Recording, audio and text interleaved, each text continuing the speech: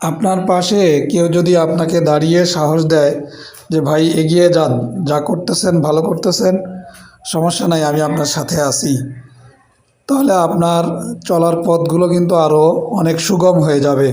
ঠিক মোশাররফ হোসেন ভাইও এরকম একজন ব্যক্তি। তার 55K ফলোয়ার হয়েছে, সেই জন্য তাকে কংগ্রাচুলেশন জানাই।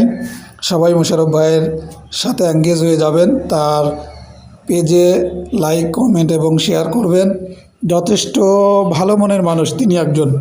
যে কোনো সময় তাকে নক দিলে যে কোনো সমস্যার কারণে তাকে পাশে পাওয়া যায়।